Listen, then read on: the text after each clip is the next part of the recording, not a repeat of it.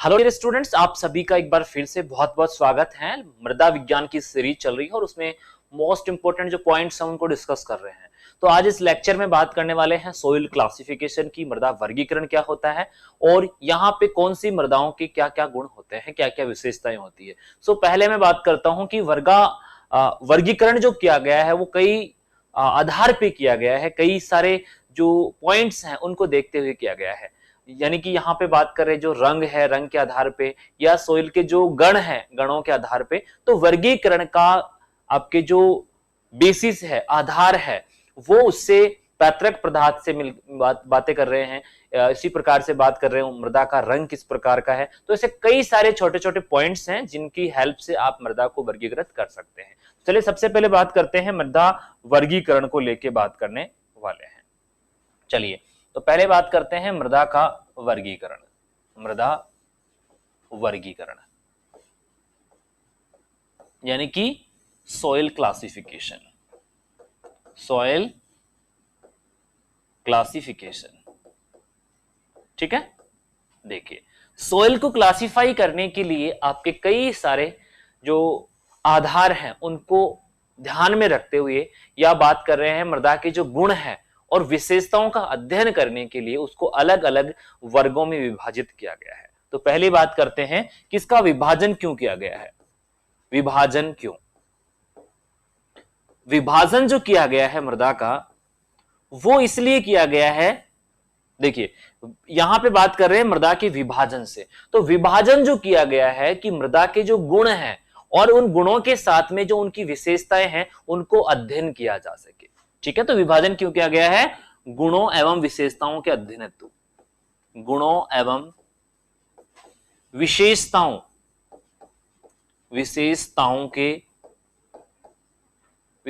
के अध्ययन हेतु,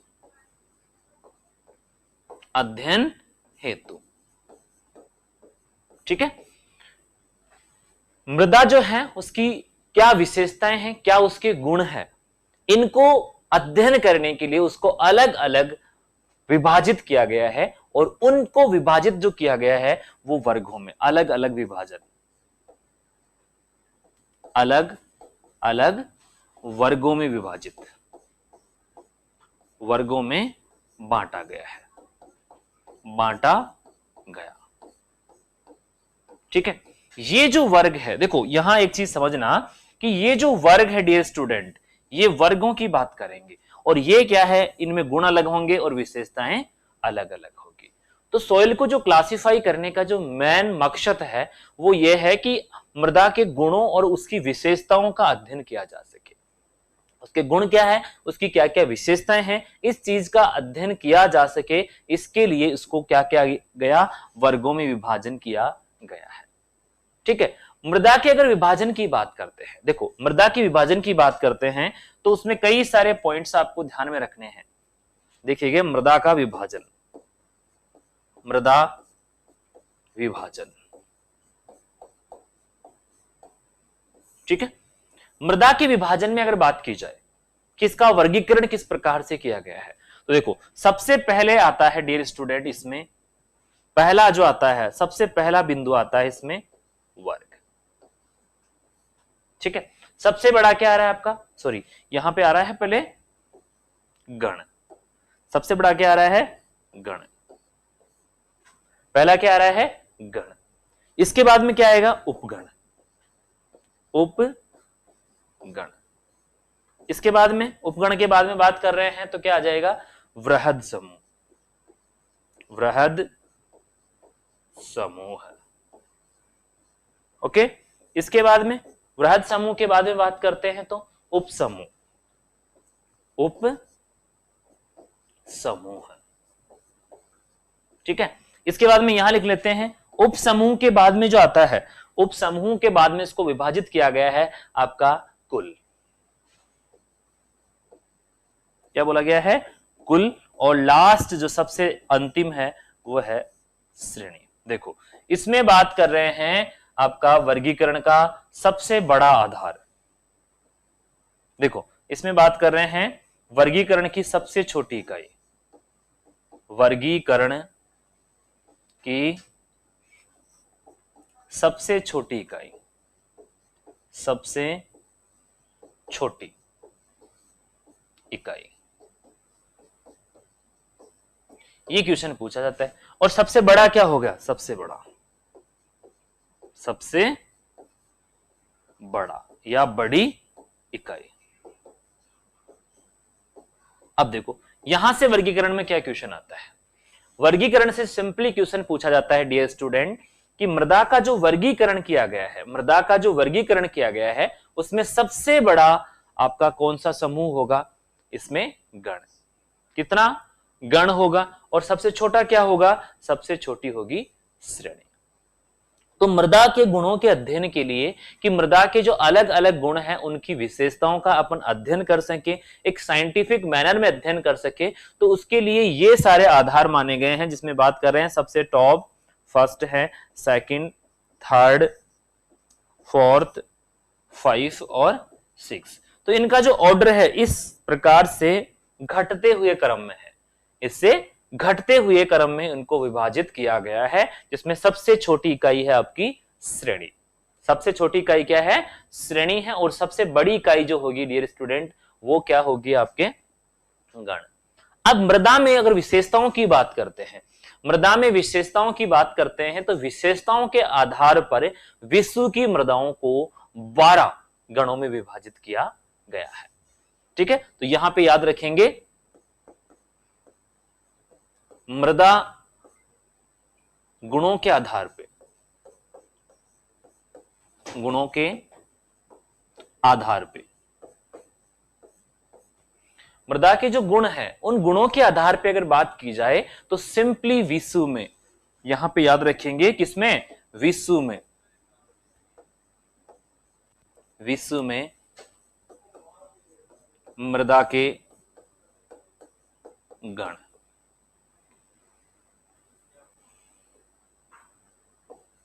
देखो मृदा के गण ये कितने हैं? टोटल 12। ये एग्जाम में पूछा जाता है कि मृदा के गण कितने हैं, टोटल गण कितने हैं? वो आपके 12 गण है। ठीक है, अब देखिए यहां पे एक चीज समझिएगा, विश्व में बात करते हैं, विश्व में अगर मैं बात करता हूं विश्व में, तो विश्व में सबसे ज्यादा कौन से गण की मृदाएं पाई जाती है? तो विश्व में अगर बात करते हैं सबसे ज्यादा पाई जाती है एरिडीसोल। एरिडीसोल ये गण है, गण का नाम है एरिडीसोल। इसके बाद में बात करता हूं, एरिडीसोल के बाद में बात करते हैं तो एल्फीसोल। कौन सा आएगा? एल्फीसोल, एल्फीसोल। इसके बाद में बात करता हूं डियर स्टूडेंट तो आता है आपका इंसेप्टिसोल, इंसेप्टिसोल। और अंत में आता है आपका मोलिसोल, मोलिसोल।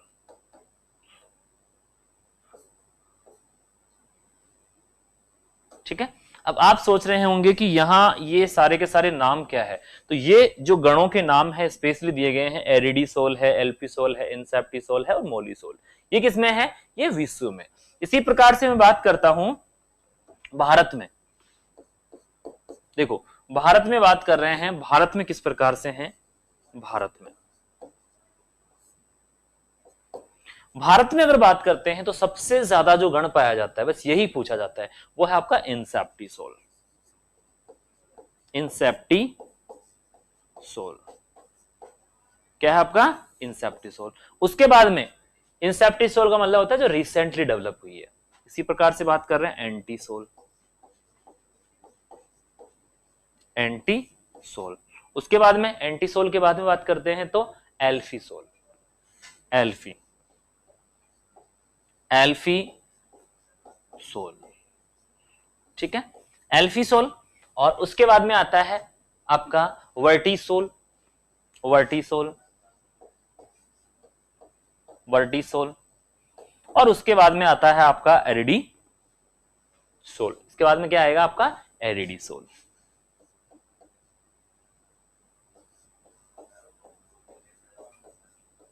ये किसकी पोजीशन हो गई आपके? भारत में। ये किसकी हो गई डियर स्टूडेंट्स? यहां पे भारत में बात कर रहे हैं। और इसी प्रकार से मैं बात करता हूं राजस्थान में। क्योंकि आपको पता होना चाहिए कि कौन से पोजीशन पे है अपना राजस्थान। देखो राजस्थान में बात करता हूं डियर स्टूडेंट, सबसे ज्यादा जो गण पाया जाता है वो है एरिडीसोल, मरुस्थलीय मृदाएं, एरिडीसोल। ठीक है, एरिडीसोल के बाद में बात कर रहे हैं, एरिडीसोल के बाद में दूसरे नंबर पे जो मुख्य ज्यादा है वो है एंटीसोल, एंटीसोल। ओके, एंटीसोल के बाद में बात करते हैं, एल्फीसोल है, एल्फी, एल्फीसोल। ठीक है, इसी प्रकार से एल्फीसोल की अगर बाद में बात करते हैं तो आता है आपका वर्टिसोल और एंटीसोल।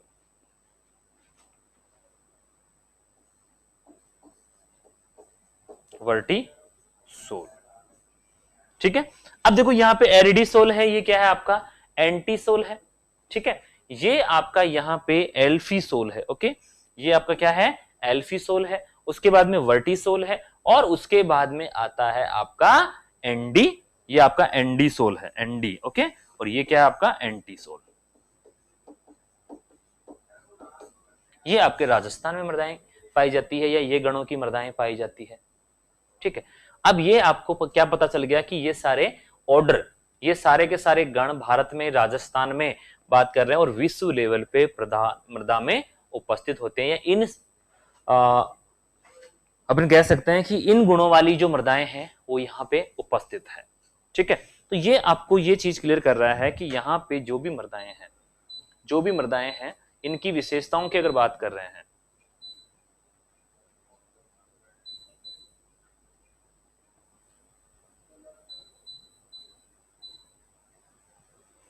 इनकी बात कर रहे हैं, तो ये सारे के सारे क्या हो गए डियर स्टूडेंट, गण हो गए।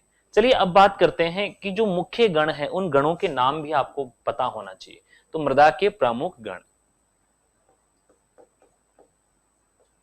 मृदा के प्रमुख गण,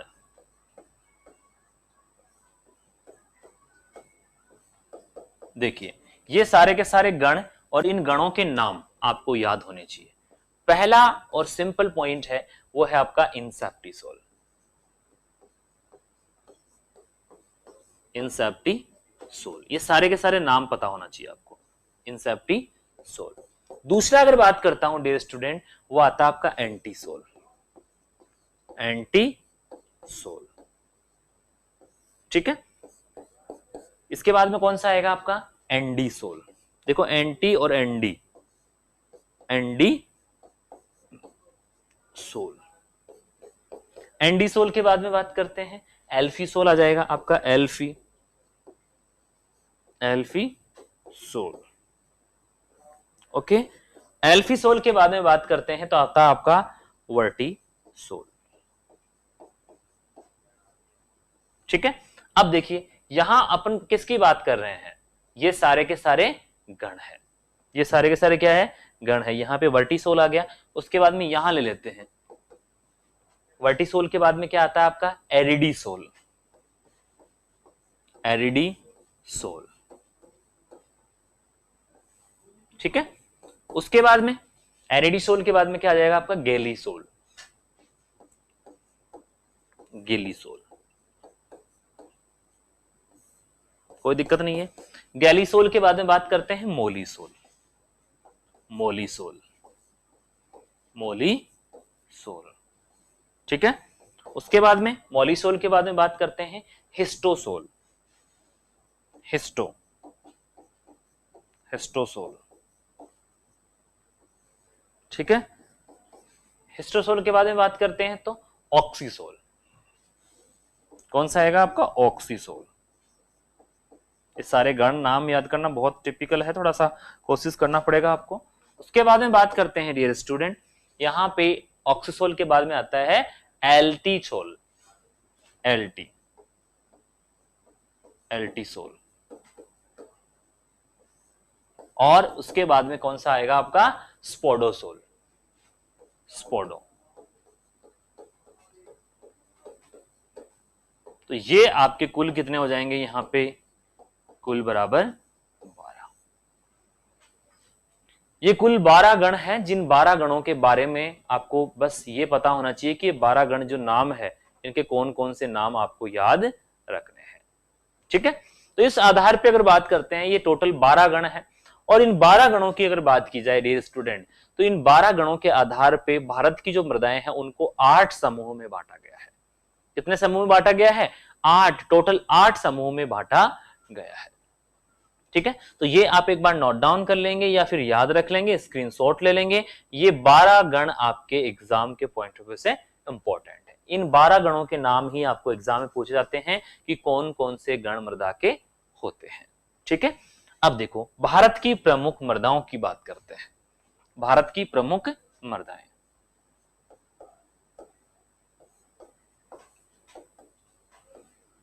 प्रमुख मृदाएं, देखिए भारत की प्रमुख मृदाओं की बात हो रही है डियर स्टूडेंट, और यहां पे आपको यह पता होना चाहिए कि भारत में कुल कितने प्रकार की मृदाएं पाई जाती है। ठीक है, तो यहां अगर बात करूं, भारत में लगभग 8 समूहों की मृदाएं पाई जाती है। समूह की मृदाएं, यानी कि मृदा के जो समूह है वो टोटल कितने होते हैं? 8, जो भारत में देखने को मिलता है। तो यहां अपन बात करते हैं, सबसे पहला समूह लेते हैं डियर स्टूडेंट, और पहला जो समूह है आप याद रखने की कोशिश करेंगे, कौन सा है आपका? जलोढ़। जलोढ़, ओके, उसको बोला जाता है आपका एलुवियल। एलुवियल, देखो ये आपकी मृदाओं का ऑर्डर है, गण है। पहला समूह कौन सा आपका? जलोढ़ या एलुवियल मृदाएं। अब देखो यहां बात हो रही है एलुवियल और जलोढ़ मृदाएं। इन मृदाओं की अगर विशेषताओं की बात करते हैं तो एक एक पॉइंट देखते हैं। भारत में सर्वाधिक क्षेत्रफल, भारत में सर्वाधिक क्षेत्रफल, सर्वाधिक क्षेत्रफल, भारत में सर्वाधिक क्षेत्रफल इन्हीं मृदाओं का है। ठीक है, पहली चीज क्लियर हो गई कि सर्वाधिक एरिया पे पाई जाने वाली मृदाएं हैं। दूसरी चीज है अधिक उपजाऊ। अधिक उपजाऊ क्या होगी? अधिक उपजाऊ होगी। उपजाऊपन क्या होगा? ज्यादा। क्यों होगा? क्योंकि इनमें फास्फोरस एवं पोटास की क्या होती है? अधिकता। पोटेशियम और फास्फोरस की क्या होती है? अधिकता होती है। ठीक है, लेकिन इन मृदाओं की एक खास बात होती है, नाइट्रोजन की कमी होती है। इन मृदाओं में नाइट्रोजन पोषक तत्व है, उसकी कमी पाई जाती है। ठीक है, तो ये आपके भारत में सर्वाधिक क्षेत्रफल पे हैं। दूसरी चीज बात कर रहे हैं कि इनका उपजाऊपन अधिक होता है। क्यों होता है? क्योंकि उसमें फास्फोरस और पोटेशियम की अधिकता होती है, लेकिन नाइट्रोजन की कमी होती है। ये मृदाएं अगर बात करते हैं तो एंटीसोल गण में आती है। एंटीसोल गण में, एंटीसोल, एंटीसोल गण में। तो भारत में सबसे ज्यादा पाई जाने वाली जो मृदाएं हैं वो कौन से गण की हो गई? एंटीसोल की। पहली चीज तो ये है। दूसरा बात कर रहे हैं भारत में सर्वाधिक, भारत में क्या हो गया? इनका सर्वाधिक क्षेत्रफल हो गया, और फास्फोरस और पोटेशियम की अधिकता हो गई, और नाइट्रोजन की कमी हो गई। तो ये आप याद रखेंगे। और ये मृदाएं जो पाई जाती है वो डेल्टा क्षेत्र में पाई जाती है, नदियों के डेल्टा क्षेत्र में पाई जाती है। नदियों के डेल्टा क्षेत्र में पाई जाती है, क्षेत्र में पाई जाती है।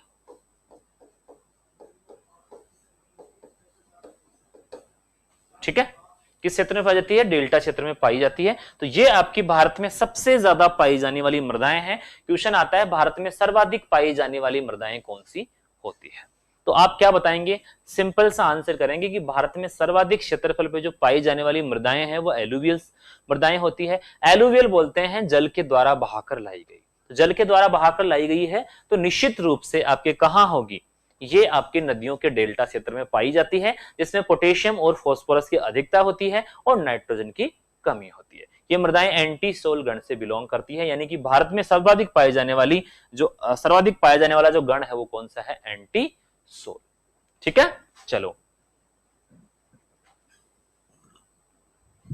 अब बात करते हैं नेक्स्ट जो मृदाएं हैं, दूसरे टाइप की जो मृदाएं हैं वो है ब्लैक सॉइल, काली मृदाएं, काली मृदाएं। देखो ब्लैक सोइल की बात कर रहे हैं, किसकी बात कर रहे हैं? ब्लैक सोइल की। और इसमें पॉइंट टू पॉइंट समझने की कोशिश करेंगे। पहली चीज बात कर रहे हैं, पहली चीज है कि काली मृदाएं हैं वो मुख्य रूप से इसमें एक खनिज पाया जाता है, और वो खनिज कौन सा होता है? मोंट मोलिनोइट, मोंट मोलिनोइट, मोंट मोलिनोइट, मोंट मोलिनोइट खनिज की अधिकता, खनिज की अधिकता। ठीक है, यानी कि इसमें अगर बात करते हैं तो मेनली जो मोंट मोलिनोइट खनिज है उसकी अधिकता होती है। ठीक है, इस मृदाओं में बात करते हैं चूना, याद रखना चूना, इन मृदाओं में बात कर रहे हैं तो चूना और पोटेशियम की प्रचुरता होती है, एवं पोटेशियम की प्रचुरता। ठीक है, चूना और पोटेशियम अधिक मात्रा में पाया जाता है। ठीक है, इन मृदाओं की अगर बात करते हैं डियर, तो ये मृदाएं ऐसी होती है जो बेसिकली काले रंग की है। ये किस रंग की है? बेसिकली काले रंग की है। और इन मृदाओं की विशेषता क्या होती है कि ये कपास के लिए उपयुक्त मानी जाती है, कपास के लिए, कपास के लिए, कपास के लिए सर्वोत्तम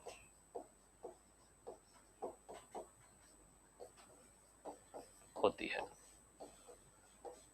ठीक है, इसके बाद में बात करते हैं कि ये मोंट मोलिनोइट जो खनिज है उससे प्रचुर मात्रा में पाई जाती है। ये आपके कपास के लिए अच्छी होती है, और ब्लैक रंग होने के कारण ये ब्लैक रंग की होती है। देखिए यहां पे बात करते हैं इन मृदाओं का रंग, इनका रंग कैसा होता है? काला, काला होगा, यानी कि ब्लैक। और इसके कारण ही इसको कहा जाता है रेगूर।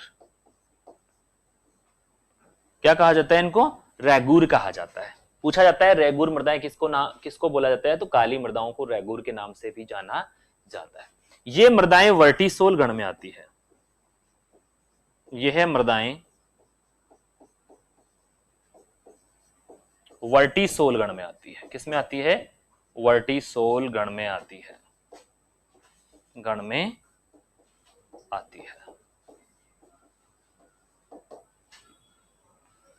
ठीक है, काफी उपजाऊ होती है, अधिक उपजाऊ होती है, अधिक उपजाऊ होती है, उपजाऊ होती है। तो ये सारे पॉइंट्स ये क्लियर करवाते हैं कि जो काली मृदाएं हैं वो किस प्रकार की होती है। काली मृदाओं की बात कर रहे हैं वो किस प्रकार की होती है डियर स्टूडेंट। यहां पे आप याद रखेंगे कि ये मृदाएं आपकी किस प्रकार की होती है।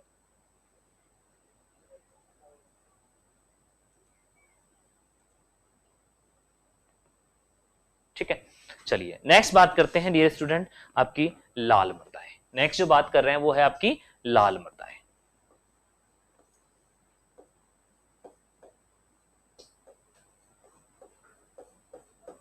यानी कि रेड सॉइल। देखो यहां पे जो लाल रंग है, पहले तो इस लाल रंग की बात करेंगे, उसके बाद में बात करने वाले हैं कि इन मृदाओं की क्या क्या विशेषताएं होती है। ठीक है, इन मृदाओं में मुख्य रूप से खनिज पाया जाता है केओलिनाइट, केओलिनाइट की अधिकता, केओलिनाइट की अधिकता।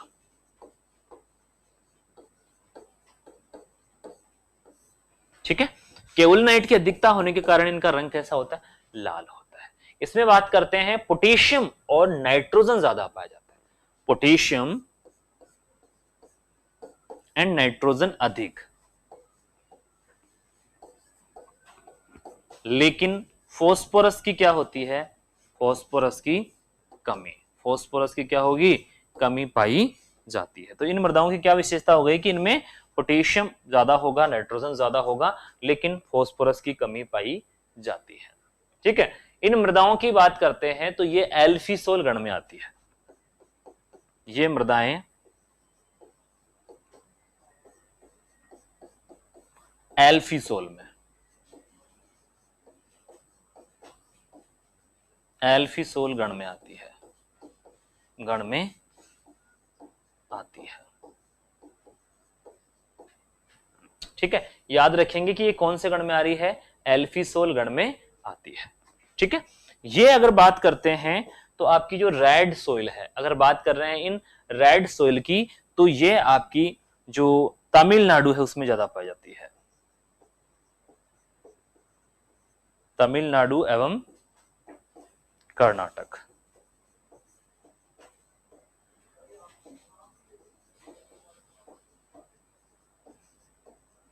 ठीक है, ये दो स्टेट्स जो आपका तमिलनाडु है और कर्नाटक है उसमें ज्यादा इसका क्षेत्रफल पाया जाता है। तो याद रखेंगे कि आपकी जो रेड सोइल, स्पेशली बात कर रहे हैं रेड सोइल कहां पाई जा रही है और ये कहां कहां पाई जा रही है, इसमें कौन से पौधे आप लगा सकते हैं, इसमें कौन सा खनिज, तो इसमें केओलिनाइट खनिज होता है जिसमें फॉस्फोरस कम होता है और आपका पोटेशियम और नाइट्रोजन अधिक होता है।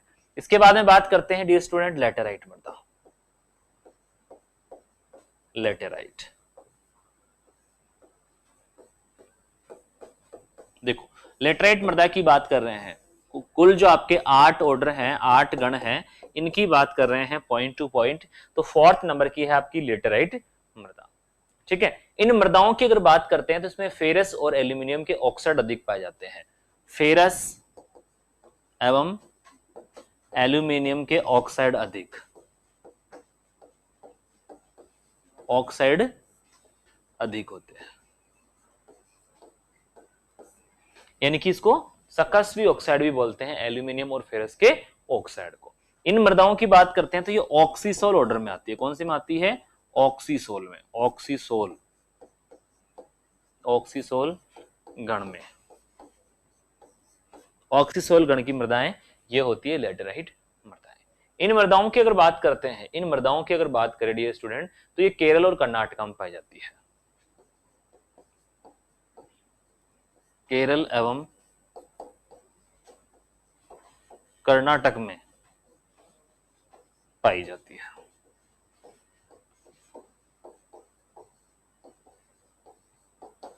ठीक है, केरल और कर्नाटका में ये मृदाएं मुख्य रूप से पाई जाती है, ये आप याद रखेंगे। ठीक है, इसके बाद में अगर बात करते हैं डियर स्टूडेंट तो ये जो मृदाएं हैं, ये मृदाएं मुख्य रूप से आपके केरल और कर्नाटका में है। इसके बाद में 5 नंबर की जो क्वेश्चन है, 5 नंबर का जो पॉइंट है वो है आपका रेगिस्तानी मृदाएं, कौन सा होगा आपका, रेगिस्तानी। देखो डेजर्ट सोइल, रेगिस्तानी मृदाएं, और रेगिस्तानी मृदाओं की बात कर रहे हैं तो यहां पे सबसे पहले बात करते हैं पश्चिमी राजस्थान में, या राजस्थान में बोल सकते हैं कि राजस्थान में सर्वाधिक ये पाई जाती है। ठीक है, जल धारण कम, जल धारण क्षमता, धारण क्षमता कम, क्षमता कम। ठीक है, इसी प्रकार से बात कर रहे हैं वनस्पति विहीन, वनस्पति विहीन होती है। क्यों, इन मृदाओं में वनस्पति डेवलप क्यों नहीं होती है, क्योंकि जल की धारण क्षमता कम होती है। साथ ही बात कर रहे हैं कार्बनिक पदार्थ, कार्बनिक पदार्थ कम, कार्बनिक पदार्थ कम मात्रा में पाया जाता है, कम मात्रा में पाया, कम मात्रा में पाया जाता है। ठीक है, ये इनकी विशेषताएं होती है आपकी रेगिस्तानी मृदाओं की। ठीक है, इनका रंग, इन मृदाओं का रंग कैसा होता है, इनका रंग सफेद ऑब्लिक भूरा, ठीक है। इन मृदाओं में लवणों की अधिकता भी हो सकती है, लवणों की अधिकता,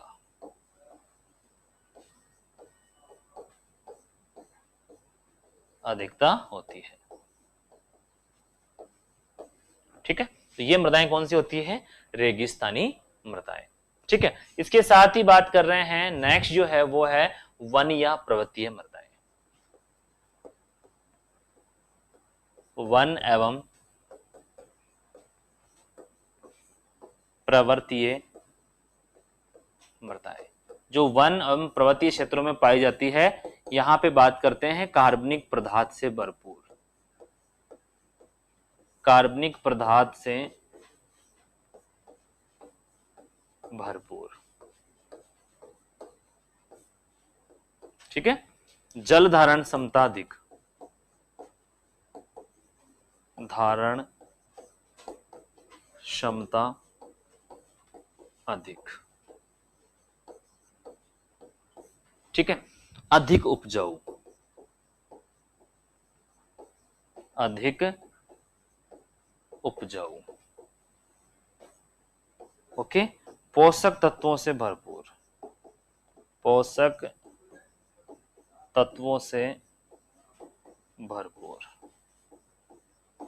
ठीक है, ये आपकी कौन सी होती है? वनीय या पर्वतीय मृदाएं। और यहां पे एक चीज और लिख लेना, इन मृदाओं में असहस्तर पाया जाता है, इन मृदाओं में असहस्तर पाया जाता है, पाया जाता है। हालांकि बाद में जब आप जुताई वगैरह करेंगे तो वो मृदा में मिल जाएगा, लेकिन इन मृदाओं में प्राथमिक रूप से, इन मृदाओं में प्राथमिक रूप से क्या पाया जाता है? आपका असहस्तर पाया जाता है। ठीक है, चलो अब बात करते हैं नेक्स्ट। और नेक्स्ट कौन सा है आपका? पॉइंट नंबर 7 जो पॉइंट है वो है आपकी लवणीय और क्षारीय मृदाएं, लवणीय एवं क्षारीय।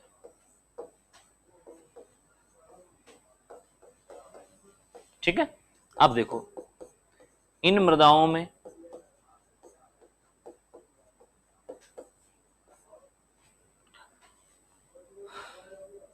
कैल्शियम एवं मैग्नीशियम के सल्फेट एवं क्लोराइड तथा सोडियम के कार्बोनेट एवं बाइकार्बोनेट,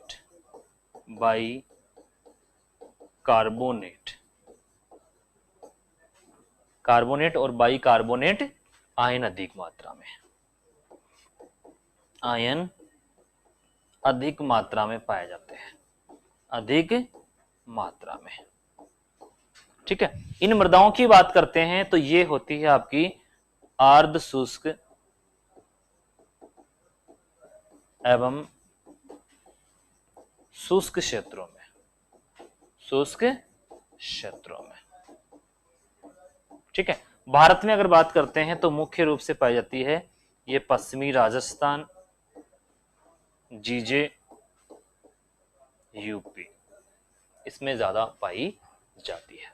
ठीक है, यानी जो भी समस्याग्रस्त मृदाएं हैं आपकी गुजरात है, राजस्थान, जो पश्चिमी पार्ट की बात कर रहे हैं, इसी प्रकार से बात कर रहे हैं उत्तर प्रदेश की। ठीक है, और लास्ट आपकी जो मृदाओं का प्रकार है, लास्ट जो मृदा का प्रकार है वो है दलदली मृदा। इसको क्या बोलते हैं आप? दलदली एवं पीट मृदा, पीट मृदाएं। देखो दलदली मृदाएं जो होती है, दलदली मृदाओं की बात करते हैं तो ये लवणीयता से ग्रसित होती है, लवणीयता से ग्रसित। ठीक है, दूसरा बात कर रहे हैं पोषक तत्व अधिक, पोषक तत्व अधिक। जल निकास की कमी होती है इनमें, जल निकास, जल निकास की कमी, ठीक है, तथा वायु संचार कमजोर। वायु का संचार क्या होता है इसमें, कमजोर होता है, इसलिए फसल की वृद्धि हो पाना पॉसिबल नहीं होती है। तो ये आपकी मुख्य रूप से कौन सी मृदाएं होती है डियर स्टूडेंट, ये आपकी मृदाएं होती है भारत की, ठीक है। तो भारत में सबसे ज्यादा क्षेत्रफल पे पाई जाने वाली मृदाएं कौन सी हो गई, जलोढ़ मृदाएं हो जाती है। भारत में सर्वाधिक पाई जाने वाली मृदाएं कौन सी हो जाएगी, आपकी जलोढ़ मृदाएं। उसके बाद में बात करते हैं राजस्थान की प्रमुख मृदाएं। राजस्थान की प्रमुख मृदा, ठीक है। अब देखो इसमें बात कर रहे हैं, सबसे पहला बात करते हैं सर्वाधिक क्षेत्रफल पे पाई जाने वाली जो मृदाएं हैं वो होती है ब्लूई मृदाएं। ब्लूई बोल सकते हैं, रेतीली बोल सकते हैं, ठीक है, रेगिस्तानी बोल सकते हैं, रेगिस्तानी मृदाएं, ठीक है। इन मृदाओं की क्या विशेषता होती है, पहले तो बात करते हैं सर्वाधिक क्षेत्रफल। सर्वाधिक क्षेत्रफल,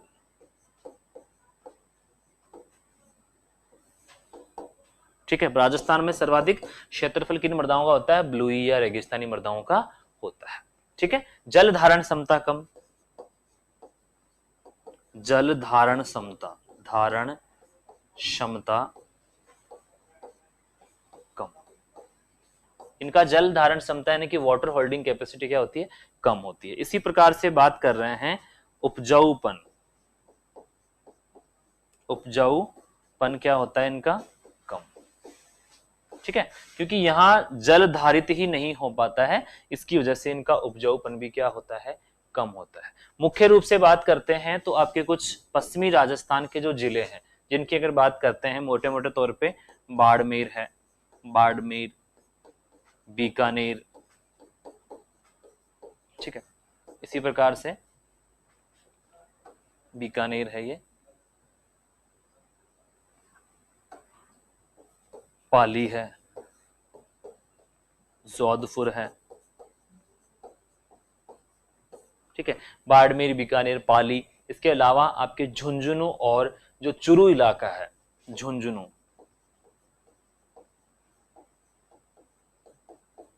एवं चुरू, इन क्षेत्रों में पाई जाती है आपकी, और सर्वाधिक जो एरिया कवर कर रही है यही मृदाएं करती है। तो राजस्थान में अगर पूछा जाता है सिंपली तो आप आंसर करेंगे कि राजस्थान में सर्वाधिक ब्लूई रेगिस्तानी मृदाएं पाई जाती है, ठीक है। दूसरे प्रकार की है दोमट मृदाएं। दूसरा है मृदा का प्रकार है दोमट। दोमट या फिर बोला जा सकता है इनको लोमी मृदाएं, ठीक है। दोमट या लोमी मृदाएं जो बोला जाता है वो बोला जाता है कि इसमें सैंड, सिल्ट और क्ले बराबर मात्रा में होती है। तो ये क्या होती है, उपजाऊपन, अधिक उपजाऊपन, अधिक उपजाऊ मृदा, अधिक उपजाऊ, अधिक उपजाऊ। जल धारण क्षमता की बात करते हैं, अधिक होती है, जल धारण क्षमता अधिक, जल धारण क्षमता अधिक, ओके। जल धारण क्षमता अधिक होगी इसलिए उपजाऊ भी क्या होगी, ज्यादा होगी, ठीक है। इन मृदाओं का रंग कैसा होता है, रंग लाल, रंग लाल होता है। इन मृदाओं की बात कर रहे हैं तो रंग कैसा होगा इनका, लाल रंग होता है। और ये मृदाएं आपकी भरतपुर, भीलवाड़ा, भरतपुर, भीलवाड़ा, ठीक है, भरतपुर क्षेत्र है। भीलवाड़ा की बात कर रहे हैं, अलवर, जयपुर, अलवर, जयपुर, और इसके साथ ही आपके चित्तौड़गढ़ में पाई जाती है, चित्तौड़गढ़, चित्तौड़गढ़, चित्तौड़गढ़ में ठीक है, तो ये मृदाएं आपकी कैसी होती हैं, काफी अधिक उपजाऊ होती है, क्योंकि इसमें जल धारण क्षमता भी अधिक होती है, साथ ही बात कर रहे हैं उचित जल निकास भी होता है। नेक्स्ट बात कर रहे हैं भूरी या रेतीली मृदाएं। थर्ड पॉइंट है आपका भूरी या रेतीली मृदाएं। भूरी, रेतीली, भूरी रेतीली मृदाएं। ठीक है, ये भूरी या रेतीली मृदाएं होती है। रंग आपको पता चल गया है कि इनका रंग क्या होता है, भूरा होता है। और इन मृदाओं की अगर बात करते हैं तो पोटेशियम फास्फोरस अधिक पाया जाता है, अधिक पाया जाता है। फास्फोरस क्या होगा, इनमें अधिक पाया जाएगा। और इन मृदाओं की अगर बात करते हैं तो इनका रंग कैसा होता है, भूरा होता है। रंग भूरा, नाम से पता चल रहा है रंग कैसा होगा, रंग भूरा होगा। ओके, इन मृदाओं की अगर बात करते हैं तो ये मुख्य रूप से पाई जाती है आपके सिरोही, पाली, सीकर में। सिरोही, पाली, सिरोही है, पाली, सीकर, ठीक है, शिकर की बात कर रहे हैं। इसी प्रकार से बात कर रहे हैं झुंझुनू, ठीक है।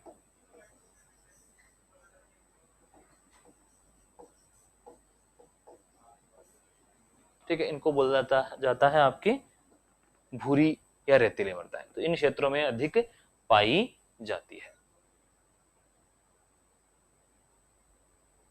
उसके बाद में बात करते हैं आपकी नेक्स्ट जो है वो लाल या लोमी मृदाएं। लाल या लोमी,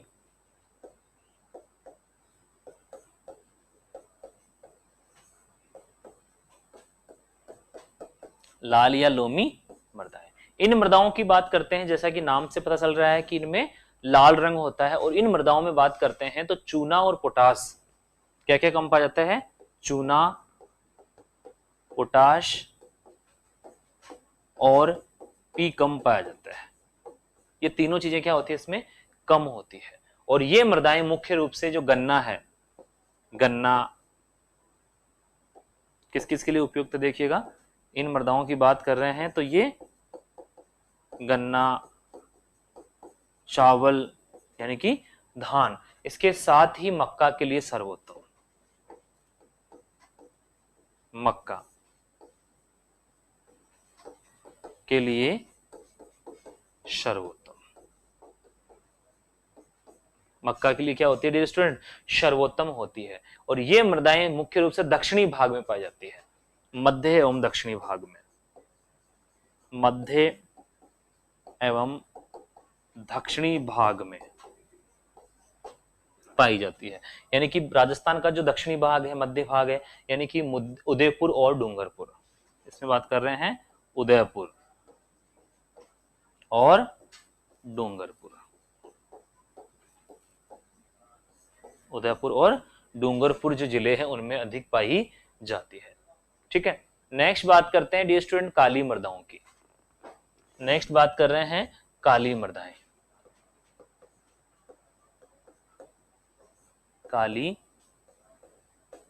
मृदाएं, ठीक है, काली मृदाओं में बात कर रहे हैं वही आपका मोंट मोलिनाइट अधिक होगा। और इन मृदाओं में पोषक तत्व अधिक होते हैं, इन मृदाओं में पोषक तत्व अधिक, और कपास के लिए सर्वोत्तम, कपास के लिए सर्वोत्तम। ठीक है, पोषक तत्व अधिक होंगे। और ये मृदाएं मुख्य रूप से पाई जाती है, वो पाई जाती है आपके कोटा और उदयपुर संभाग में, कोटा एवं उदयपुर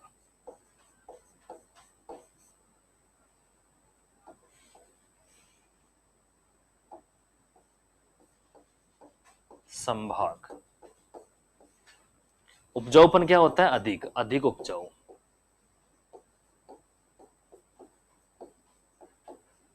अधिक उपजाऊ। ठीक है, तो ये काली मृदाएं होती है आपके जो राजस्थान में कोटा और उदयपुर संभाग में पाई जाती है। ओके, इसी प्रकार से बात करते हैं जो नेक्स्ट है वो है आपकी लाल पीली मृदाएं, लाल पीली। देखिए नाम पता चल रहा है, यहाँ पे इनका रंग कैसा होगा, लाल होगा या तो या फिर क्या होगा, पीला होगा। इन मृदाओं की अगर बात करते हैं तो ये अरावली पर्वतमाला के पश्चिमी भाग में पाई जाती है। अरावली पर्वतमाला, अरावली के पश्चिमी भाग में, ठीक है, यानी कि रेगिस्तान में मुख्य रूप से पाई जा रही है। रेगिस्तान के जो 12 जिले हैं उनमें पाई जाती है। और इन मृदाओं में आपका कैल्शियम कार्बोनेट, कैल्शियम कार्बोनेट की अधिकता एवं चूने की कमी, सॉरी क्या होती है, कैल्शियम कार्बोनेट यानी कि चूने की अधिकता होती है। ठीक है, इन मृदाओं का उपजाऊपन कम होता है, उपजाऊपन कम। इन मृदाओं की अगर बात करते हैं उपस्थिति, तो ये मृदाएं उदयपुर, भीलवाड़ा, बांसवाड़ा, उदयपुर, देखिए उदयपुर, भीलवाड़ा, भीलवाड़ा, बांसवाड़ा, ठीक है, बांसवाड़ा है, उदयपुर है, सिरोही, अजमेर, चित्तौड़गढ़, सिरोही, अजमेर और चित्तौड़, इसमें ये प्रमुख रूप से पाई जाती है। तो याद रखेंगे कि ये लाल पीली जो मृदाएं हैं वो कहां कहां पाई जाती है। ठीक है, तो ये आपको मैंने बताया। उसके बाद में बात करते हैं जो 7 नंबर है, भूरी रेतीली या कच्छारी मृदाएं। भूरी रेतीली, भूरी रेतीली क्या बोलते हैं उनको, कच्छारी, कच्छारी मृदाएं। ठीक है, इन मृदाओं की बात करते हैं, इनका रंग कैसा होगा, भूरा होगा। इनका रंग कैसा होगा, भूरा होगा, लाल होगा। या फिर बात कर सकते हैं कि ये गेहूं या सरसों के लिए सर्वोत्तम, गेहूं व सरसों के लिए सर्वोत्तम, गेहूं एवं सरसों के लिए, सरसों के लिए सर्वोत्तम। ठीक है, लाल रंग हो रहा है, लाल या भूरा रंग। ठीक है, उपजाऊपन की बात करते हैं तो उपजाऊपन इनमें मध्यम होता है। और ये मृदाएं आपके गंगानगर, अलवर और भरतपुर, गंगानगर, अलवर और भरतपुर, नगर, अलवर और भरतपुर, इन क्षेत्रों में अधिक पाई जाती है। ठीक है, इन क्षेत्रों में ये अधिक पाई जाती है। और उसके बाद में लास्ट प्रकार की जो मृदाएं हैं वो है लाल पीली। देखो ये मृदाएं हैं लाल काली मिश्रित मृदाएं, लाल काली मिश्रित, लाल काली मिश्रित, मिश्रित यानी कि दोनों का मिक्सअप। अब देखिए यहां पे बात करते हैं, ये लाल रंग की भी हो सकती है, काले रंग की भी हो सकती है। मुख्य रूप से ये कहां होगी, उदयपुर संभाग में, उदयपुर संभाग। इसकी मृदाएं कैसी होती है, लाल या काली मिश्रित होती है। ये मृदाएं मुख्य रूप से कपास, अफीम और मक्का के लिए सर्वोत्तम, मक्का, कपास और अफीम के लिए सर्वोत्तम, के लिए सर्वोत्तम मानी जाती है। तो ये आपने मोस्टली जो भी आपके राजस्थान में जो मृदाएं पाई जाती है, भारत में जो मृदाएं पाई जाती है, यानी कि बेसिकली अपन कह सकते हैं कि मृदा को जो वर्गीकृत किया गया है अलग अलग वर्गों में, अलग अलग गणों में, तो उनके जो गुणों के आधार पर वर्गीकरण किया गया है। तो यहाँ पे सिंपली आप याद रखेंगे कि भारत में और राजस्थान में कुल 8 समूहों में बांटा गया है। चलिए दोस्तों, इस वीडियो में आपने कंप्लीटली ये देखा कि मृदा का वर्गीकरण किस प्रकार से किया गया है। तो ये सारी चीजें आपने अच्छे से नोट डाउन की होगी, अच्छे से लर्न की होगी। चलिए मिलते हैं नेक्स्ट वीडियो में, अभी के लिए इतना ही। Thank you so much.